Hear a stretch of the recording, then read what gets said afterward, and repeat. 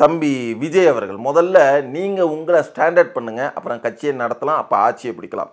இல்லை என்றால் காரைக்குடிக்கு போய் குழம்பு ரசம் சாப்பிட்றதுக்குள்ளே நீங்கள் லாய்க்கு கிடையாது. 2026 தான் சீஃப் மினிஸ்டர், என்னுடைய தலைமையில் தான் கூட்டணி, குற்றவாளிகளிடத்தெல்லாம் நாங்கள் கைகோர்க்க விரும்பவில்லை, பிஜேபியும் எனக்கு குற்றவாளி தான், திமுகவும் எனக்கு குற்றவாளி தான். அப்போ யார் கூட தான் நீ கூட்டணி சேர்வ? யார் கூடயும் நான் கூட்டணி சேர மாட்டேன், என்னுடன் கூட்டணி வாங்க. நீ என்னத்தை செஞ்ச விஜய்? நீ என்னத்தை செஞ்ச? உங்களுக்கும் அவர்களுக்கும் சம்மந்தமே இல்லாத ஒரு அடியாட்கள் உங்களுடனே பவனி வரக்கூடிய ஒரு ரசிகரை ஓகேங்களா அலேக்க ஒரு 50-100 அடி உயரத்துலேருந்து தூக்கி போடுறான்.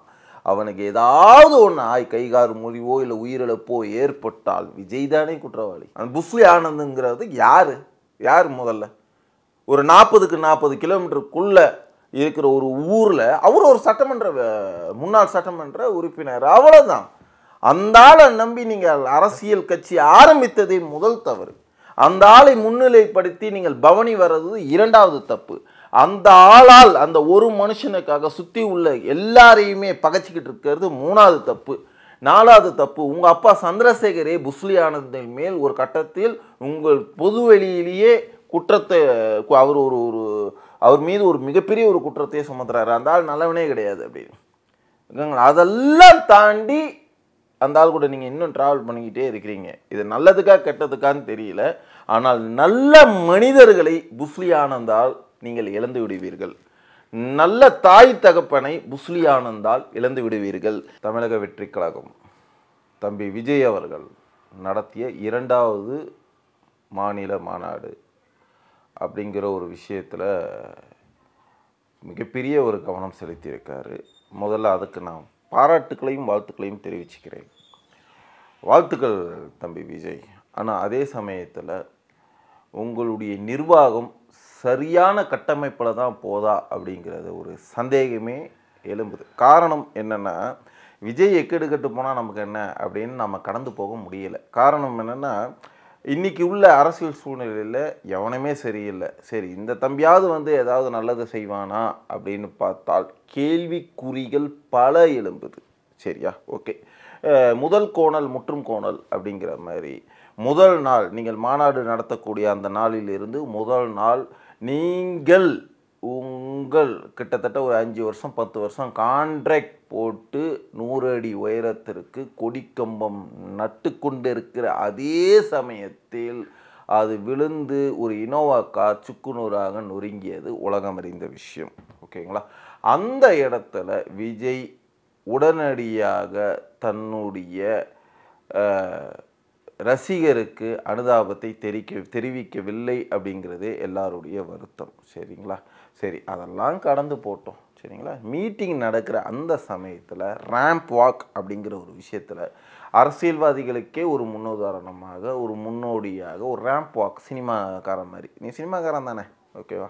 ஸோ அப்படி ஒரு ரேம்ப் வாக் அப்படி நடக்கிற சமயத்தில் ரசிகர்கள் உங்களை கட்டி அணைக்க ஒரு 4-5 பேர் ஒடியாரான்.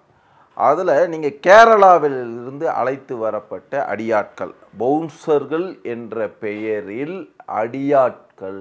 ஓகேங்களா? பவுன்சர்கள்லாம் இந்திய அரசோ தமிழ்நாடு காவல்துறையோ தமிழ்நாடு அரசோ அங்கீகரிக்கப்படாத ஒரு ஒரு குழுவினர். ஓகேங்களா? அங்கீகரிக்கப்படாத ஒரு குழுவினர். அவனுங்க ஒரு 10 பேரை நீ வச்சுக்கிட்டு செக்யூரிட்டி அடியாள் அப்படிங்கிற மாதிரி அழைச்சிட்டு வர. இதே நான் கேட்குறேன், அந்த பவுன்சர்களை ஒரு 10 பேர் சேர்ந்து அந்த 10 பேரை உதைக்கிறான் அப்படின்னா அவனுங்க தாங்குவானுங்களா?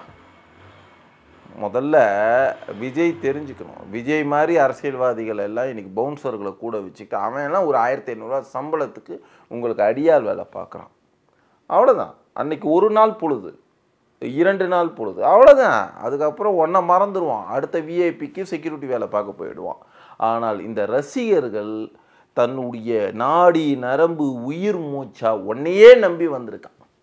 விஜய்ங்கிற ஒரு மாசான உருவத்தை நான் தூரத்தில் இருந்தாவது ரசிக்கணும், எப்படியாவது அவரிடம் புகைப்படம் எடுத்துக்கொள்ளணும், எப்படியாவது ஒரு செல்ஃபி எடுத்துக்கணும், எப்படியாவது கை கொடுக்கணும், எப்படியாவது முடிஞ்சால் கட்டி அணைக்கணும் அப்படிங்கிற ஒரு ஆசையில் ஒரு 4-5 பசங்க உங்களுடைய ரேம்ப் வாக் மேடையில் ஒடியாரானுங்க. அந்த கேரளாவிலிருந்து வந்த அந்த அடியாட்கள் கூட்டம் அலேக்கா அப்படி பிடிச்சி அப்படி தூக்கி போயிடான். தூக்கி போட்டான். கிட்டத்தட்ட எத்தனை அடி உயரம் தெரில. வீடியோவில் பார்க்கும்போது பதப்பதப்பச்சு.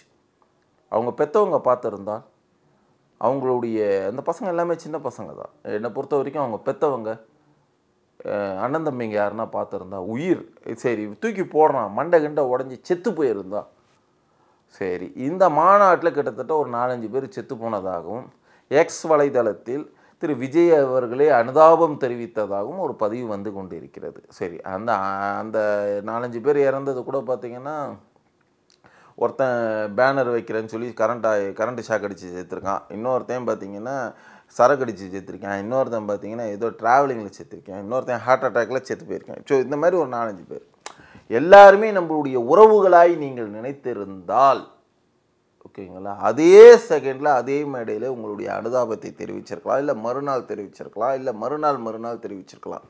ஆனால் எவனுக்குமே நீங்கள் அனுதாபத்தை தெரிவிக்காமல் ஏதோ உங்களுடைய அட்மின் மூலியமாக எக்ஸ் தளத்தில் நீங்கள் பதிவை போட்டுடுறீங்க. சரி, ரொம்ப சந்தோஷம் ஓகேங்களா. உங்களுக்கு டைம்லாம் இருக்காது விஜய், நீங்கள் போய் பதிவு போடுறதுக்கு. உங்களுடைய அட்மின் XYZ எவனோ ஒருத்தன் தான் எக்ஸ் தளத்தில் பதிவு போடுறான். என்னடா ஜவு மாதிரி இழுத்துக்கிட்டே இருக்கிறேனே நினைக்காதீங்க ஓகேங்களா. நான் கேட்குறது ஒரே ஒரு கேள்வி தான். அங்கீகரிக்கப்படாத ஒரு பவுன்சர்கள், உங்களுக்கும் அவர்களுக்கும் சம்மந்தமே இல்லாத ஒரு அடியாட்கள், உங்களுடனே பவனி வரக்கூடிய ஒரு ரசிகரை ஓகேங்களா அலேக்கா ஒரு 50-100 அடி உயரத்துலேருந்து தூக்கி போடுறான். அவனுக்கு ஏதாவது ஒன்று கைகார் முறிவோ இல்லை உயிரிழப்போ ஏற்பட்டால் விஜய் தானே குற்றவாளி. உண்மையாக உழைக்கிறவனுக்கும் முகச்சாயம் பூசுறவனுக்கும் வித்தியாசம் தெரியாமல் நீங்கள் சொகுசு காரில் சொகுசு விமானத்தில் பறந்து கொண்டிருக்கிறீர்கள். இதுதான் உண்மை. உதாரணத்துக்கு உங்கள் கூடயே உங்களுடைய உருவத்தையே உங்களுடைய பெயரே பச்சை குத்தி கொண்டு தெரிஞ்சவர் சகோதரர் தாடி பாலாஜி. அவருடைய பதிவுகள், ஊடக பதிவுகள் ஒன்று வந்தது ஓகேங்களா. எல்லாம் நீங்கள் கூட பார்த்துருப்பீங்க. நம்பிக்கையானவர்கள் கூட இல்லை, முதல் மாநாட்டில் நடந்த அந்த வேகம் விஜயிடம் இல்லை அப்படிங்கிற ஒரு பதிவு போட்டிருந்தார். அதுக்குள்ளே எவ்வளோ அரசியல் இருக்குது, எவ்வளோ ஆதங்கம் இருக்குன்றது விஜய்க்கு புரியுதோ என்னமோ தெரியல. ஏன்னா விஜய் ஒரு இடத்துல இப்படி வருவா, அப்படி மின்னல் அப்படிங்கிறதுக்குள்ளே வடிவேலு காமெடி மாதிரி மின்னலுங்கிறதுக்குள்ளே ஓடி போயிடுவார். அதோட அடுத்த மாநாட்டுக்கு தான் வருவார். இந்த முதல் மாநாட்டுக்கும் 2வது மாநாட்டுக்கும் இடையே எத்தனை மனித உயிர்களுக்கும் சமுதாயத்துக்காகவும் விஜய் போராடி இருக்காரு அப்படின்னு பார்த்தீங்கன்னா ஜீரோ, ஒன்றுமே கிடையாது. ஏதோ பரந்தூர் விமான நிலையத்துக்கு போய் நின்றுட்டு வந்தார் அப்படின்லாம் கதை சொல்லாதீங்க ஓகேங்களா. அவர் அரசியல் பயணத்தில் அது ஒரு ஒரு ஒரு ட்ராமா, அவ்வளோதான். இந்த ஒன்றுமே இல்லைனாலும் குரல் கொடுத்துக்கிட்டு இருப்பேன் நம்ம தம்பி சீமான். ஒன்றுமே இருக்காது, டெய்லியும் குரல் கொடுத்துக்கினே இருப்பான். அவனும் சினிமாக்காரன் தானே, அவனும் நடிகன் தானே ஓகேங்களா. ஒன்றுமே இல்லை, இப்படி தான் அவன் ஒரு 10 வருஷமாக கட்சியை நடத்திக்கிட்டு இருக்கான். ஏன் 2 வருஷமாக வெற்றி மாநாடுன்னு நடத்த தெரிஞ்ச விஜய்க்கு ஏன் மனிதர்களுடைய வழி தெரியாமல் அவர் சொகுசு வாகனத்தில் பறந்துக்கிட்டு இருக்காருங்கிறது தான் என்னுடைய கேள்விக்குறி. 2026 தான் சீஃப் மினிஸ்டர், என்னுடைய தலைமையில் தான் கூட்டணி, குற்றவாளிகளிடத்தெல்லாம் நாங்கள் கைகோர்க்க விரும்பவில்லை, பிஜேபியும் எனக்கு குற்றவாளி தான், திமுகவும் எனக்கு குற்றவாளி தான். அப்போ யார் கூட தான் நீ கூட்டணி சேர்வ? யார் கூடயும் நான் கூட்டணி சேர மாட்டேன், என்னுடன் கூட்டணி வாங்க. நீ என்னத்தை செஞ்ச விஜய்? நீ என்னத்தை செஞ்ச? ஆனந்த் அப்படிங்கிற ஒரு மனுஷனை, ஒரு பாண்டிச்சேரிங்கிறது எவ்வளோ தூரம் நினைக்கிறீங்க? அந்த ஆள் XMLAங்கிறதே நிறைய பேருக்கு தெரியாது. அந்த ஆள் யார் முதல்ல? அந்த புஸ்லி ஆனந்துங்கிறது யார் முதல்ல? ஒரு 40 கிலோமீட்டருக்குள்ளே இருக்கிற ஒரு ஊரில் அவர் ஒரு முன்னாள் சட்டமன்ற உறுப்பினர், அவ்வளோதான். அந்த ஆளை நம்பி நீங்கள் அரசியல் கட்சி ஆரம்பித்ததே முதல் தவறு. அந்த ஆளை முன்னிலைப்படுத்தி நீங்கள் பவனி வர்றது 2வது தப்பு. அந்த ஆளால் அந்த ஒரு மனுஷனுக்காக சுற்றி உள்ள எல்லாரையுமே பகைச்சிக்கிட்டு இருக்கிறது 3வது தப்பு. 4வது தப்பு, உங்கள் அப்பா சந்திரசேகரே புஸ்லி ஆனந்தின் மேல் ஒரு கட்டத்தில் உங்கள் பொது வெளியிலேயே குற்றத்தை அவர் மீது ஒரு மிகப்பெரிய ஒரு குற்றத்தையே சுமத்துறாரு. அந்த ஆள் நல்லவனே கிடையாது அப்படின்னு. அதெல்லாம் தாண்டி அந்த ஆள் கூட நீங்கள் இன்னும் ட்ராவல் பண்ணிக்கிட்டே இருக்கிறீங்க. இது நல்லதுக்கா கெட்டதுக்கான்னு தெரியல. ஆனால் நல்ல மனிதர்களை புஸ்லி ஆனந்தால் நீங்கள் இழந்து விடுவீர்கள். நல்ல தாய் தகப்பனை புஸ்லி ஆனந்தால் இழந்து விடுவீர்கள். நல்ல ரசிகர்களை புஸ்லி ஆனந்தால் இழந்து விடுவீர்கள். ஓகேங்களா? ஒரு RSS மீட்டிங் நடக்குது, அந்த ஒரு காணொலி போடுறான். விஜய் மீட்டிங் நடந்திருக்கு, அதோடைய காணொலி போடுறான். RSS மீட்டிங் முடிஞ்ச உடனே அந்த நாற்காலிகளை எவன் உட்காந்தானோ அவனே அடுக்கி வச்சுட்டு போகிறான். விஜய் மாநாடு நடந்து முடிகிறது, அவர்கள் உட்கார்ந்த நாட்களே அவன் பாதி தூக்கிட்டு போயிட்டான், முக்கால்வாசியை உடச்செறிஞ்சிட்டான். சரி, இதை கான்ட்ராக்ட் எடுத்துகிட்டு தமிழ்நாட்டிலேருந்து எவனும் யார் கொடுக்கலையாம். பக்கத்து ஸ்டேட்டு கேரளாவில் இருந்து அந்த நாற்காலிகளை வர வைத்து ஏதோ காசு கொடுத்துருக்காங்க. ஆனால் மிகப்பெரிய நஷ்டம் அந்த கான்ட்ராக்ட்காரர்களுக்கு. சரி, இது ஒரு பக்கம் போட்டோம். அடுத்த விஷயம், தமிழக முதலமைச்சருக்கும் பொதுவாக எதிர்க்கட்சிகள் அனைவருக்குமே ஒரு 7ஆம் பொருத்தம் இருந்துக்கிட்டே இருக்கும். Negative positive, negative positive, negative positive. Okay, ஒரு தப்பான விஷயத்தை நீங்கள் அண்டர்லைன் பண்ணி காமிக்கும் போது கோபத்தால் ஆதங்கத்தால் என்ன வேணால் சொல்லலாம்.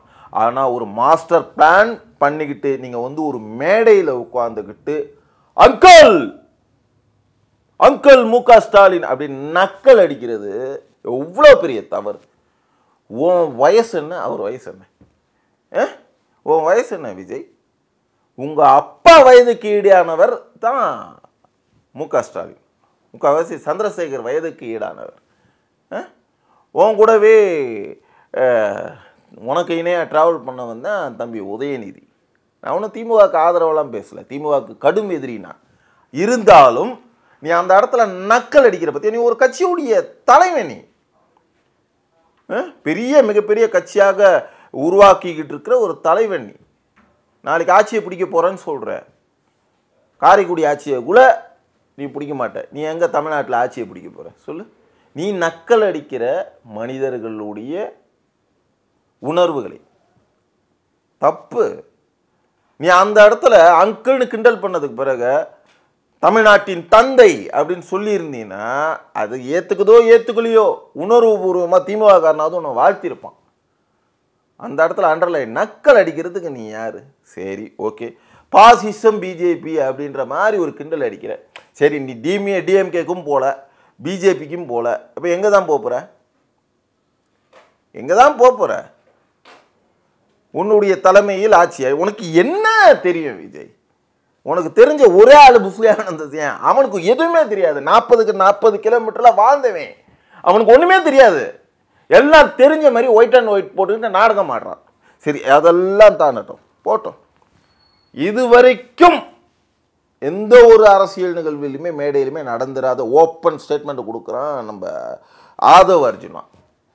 ஐ மீன், உயரத்துக்கு ஏற்ற மாதிரி அவனுக்கு அறிவு இருக்கா இல்லையானே தெரில. 7 அடி உயரத்தில் வளர்ந்துருக்கிறானே தவிர, கோடி கோடியாக பணம் ஏதோ ஒரு வகையில் கடவுள் அவனுக்கு கொடுத்துருக்கானே தவிர ஒரு பக்குவமற்ற தலைவனாகவே இருக்கிறான். மதுரை மாமண்ணில் உட்கார்ந்து கொண்டு இந்த மீட்டிங் நடக்கக்கூடாது, இந்த மீட்டிங்க்கு சேர் கொடுக்கக்கூடாது அப்படின்னு அமைச்சர் மூர்த்தி தடுத்தாரு, இங்கே உள்ள மிகப்பெரிய தலைவர்கள் தடுத்தார்கள்னு சொல்கிறான். ஏன் அமைச்சர்களுக்கெல்லாம் வேற வேலையே கிடையாதா?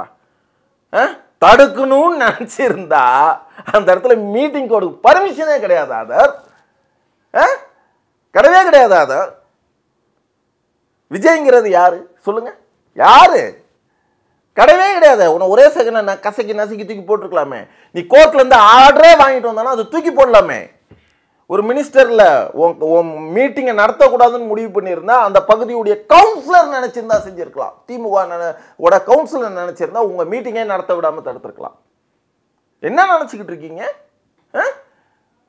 ஒரு அரசியல் பக்குவமற்ற பேச்சு ஆதவ் அர்ஜுனா பேச்சு. இதுக்கெல்லாம் காரணம் யாரு? விஜய். விஜயுடைய வழிகாட்டுதல் சரியில்லை என்பது தான் தாடி பாலாஜியுடைய பதிவு. அதுலேருந்தே தெரிஞ்சுக்கலாம், நிர்வாக ரீதியாக இன்னும் கட்டமைக்கப்படவில்லை, பக்குவப்படவில்லை தம்பி விஜய் அவர்கள். முதல்ல நீங்கள் உங்களை ஸ்டாண்டர்ட் பண்ணுங்க, அப்புறம் கட்சியை நடத்தலாம், அப்போ ஆட்சியை பிடிக்கலாம். இல்லை என்றால் காரைக்குடிக்கு போய் குழம்பு ரசம் சாப்பிட்றதுக்குள்ளே நீங்கள் லாய்க்கு கிடையாது.